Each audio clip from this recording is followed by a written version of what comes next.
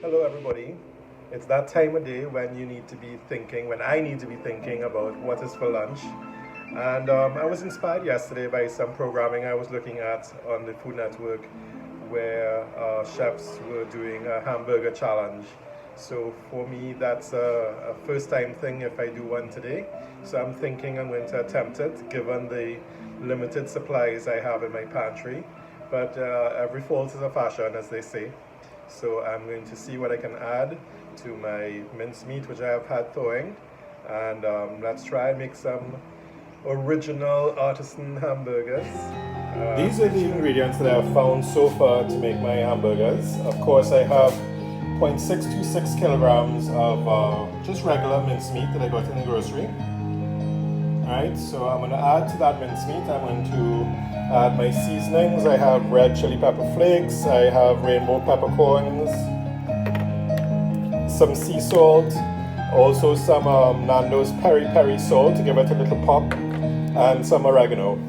Added to that, I'm going to dice some onions, and in lieu of breadcrumbs, I'm going to try and crunch my Dixie cheese crackers, and of course,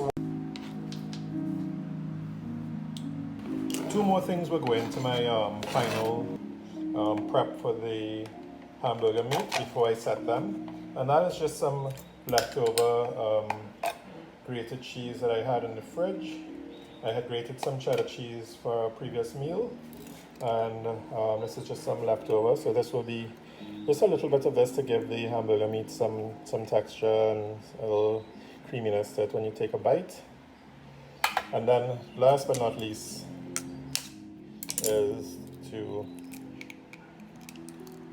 just drop an egg in there and then use your hands to really work everything that you have done, work it all together. So your hands, your very clean hands, which I've just sanitized with medical grade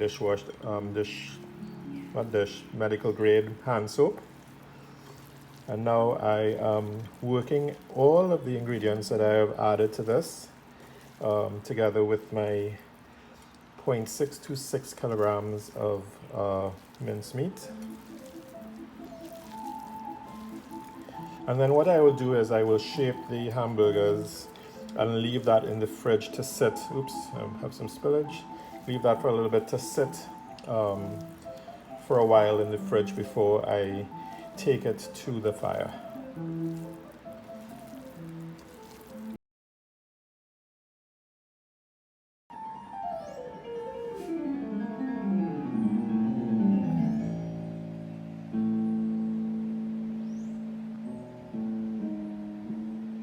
So as you can see, I was able to manage my meat distribution from what I had in my dish, and I used up exactly the amount of meat sauce or meat to create my 8 meatballs, which will in effect become 8 hamburger patties. So my next step now is to flatten them out.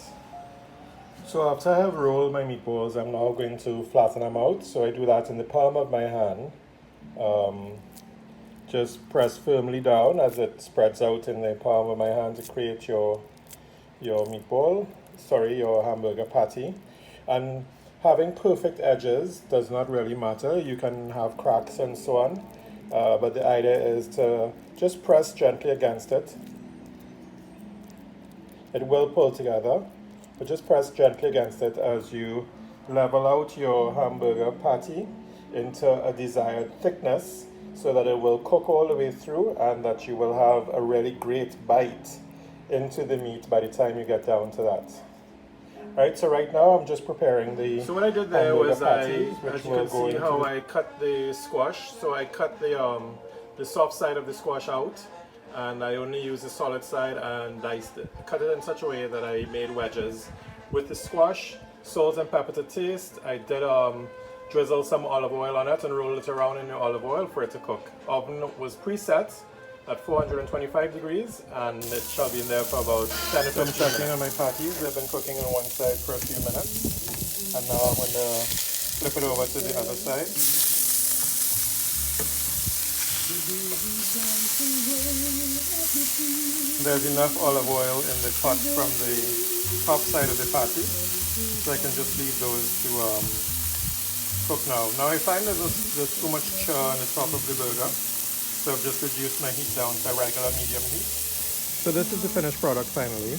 This is my hamburger platter, which is made with some homemade beef patties, slice of tomato, fresh lettuce, and this is not potato fries or sweet potato fries, but it is squash wedges that I baked in the oven with 2 kiss buns, and then ketchup and mustard, of course, and some sumptuously orgasmic pineapple pepper sauce to give it a little bite.